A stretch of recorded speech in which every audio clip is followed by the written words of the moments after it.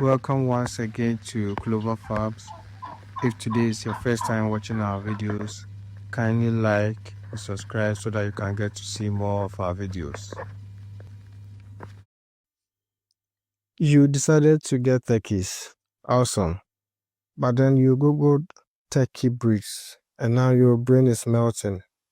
Why are some white? Why do some look like peacocks? Why are some weighing around 20 kilograms and some 6 kilograms? If you pick the wrong breed your first time out, you might end up with a bird that eats your wallet, dies randomly, or is just plain mean. Today, we are cutting through the noise. I'm going to tell you the absolute best way for a beginner to pick their starter turkey. Let's go.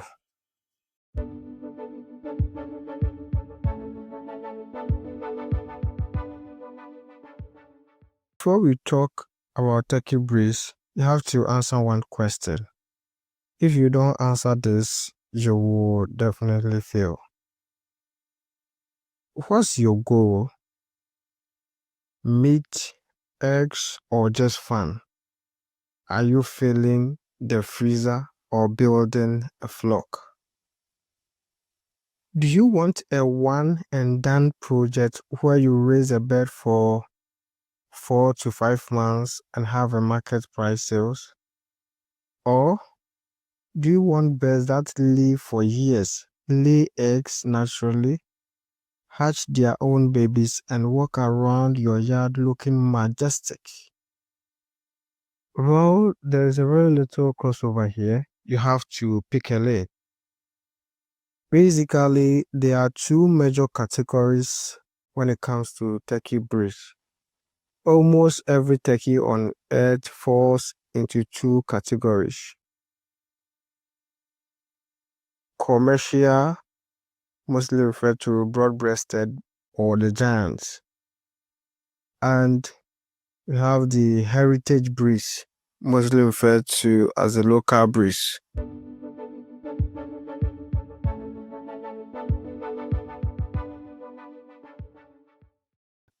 Let's break them down. So, we have commercial or broad-breasted breeds. The broad-breasted white or bronze, which is mostly referred to as BBW and BBB, are the industrial titans.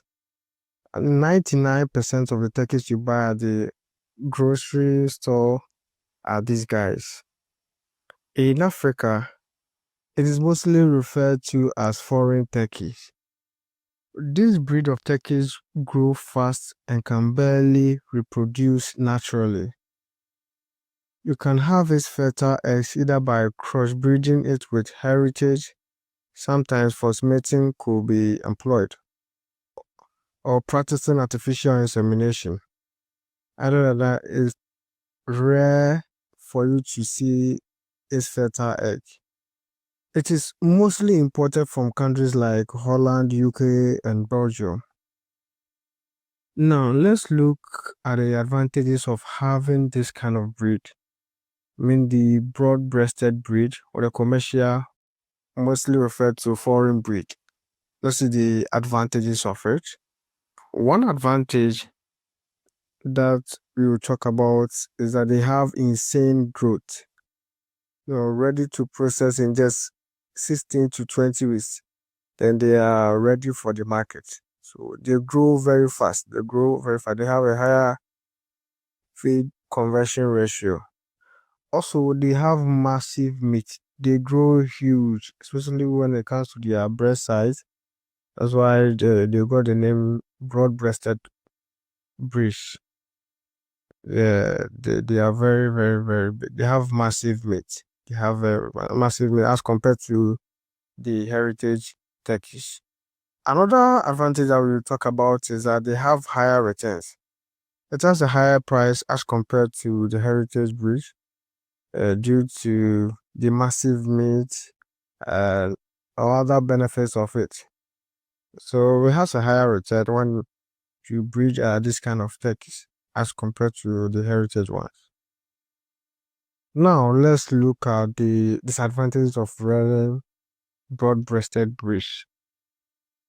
The first disadvantage of having this breed is that they are more vulnerable to diseases. I mean, they have health issues. They have health issues. Yeah, they grow so fast. Their heart and legs often fail before they reach adulthood. Normally, you see that their legs become like K, and they can even die without giving any prior notice to you, the farmer. And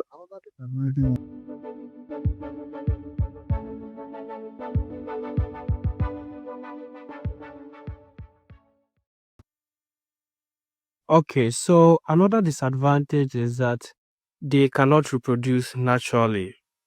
They are too massive to physically mate in most cases. So mostly if you want their pods or the baby turkeys or their day old, unless you import them again. And even if they reproduce fertile eggs, they do not sit on their own eggs in most cases. So in most cases, if you want to hatch their babies, provided they've given fertile eggs, unless you use artificial incubator. Yeah. And from my experience too, they can easily break their own egg if they step on it due to their massive weight.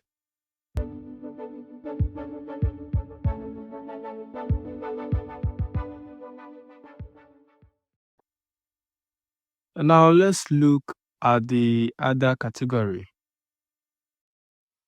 The other category of turkey breeds is the heritage breeds. These are the birds that your great grandparents raised. They are mostly referred to as the local turkeys. These turkeys can handle rough terrain and they can last for longer period of time. They have a higher immunity and can thrive in many geographical areas. They are fast in movement, have slow growth, and can produce naturally. A female turkey can incubate its own egg for a period of approximately 28 days and hatch its pods or their day olds. Examples of heritage breeds include Bourbon Red Turkey, Narragansett, Royal Palm, and Blue Slate. Now let's look at the advantages of having a heritage breed. First of all, we talk about the sustainability. They mate naturally and they have excellent moms. You buy them once and you have a flock for life. Also, they have much better immune systems that can fight against diseases, and they are great at foraging for their own food, which reduces feed costs. Mostly, the meat tastes more richer than the foreign turkey or the commercial turkey. And let's be honest here too, they look incredible in the yard. They are very beautiful. They are very, very beautiful. So that's part of the advantages of heritage breeds. Now let's go to the disadvantages of heritage breeds. The heritage breeds have slow growth. You wait for 6 to 8 months for processing size, sometimes even up to a year or even a year plus. Another disadvantage is that they have less white meat. Their meat is quite leaner and they are not that massive as compared to the broad-breasted breeds.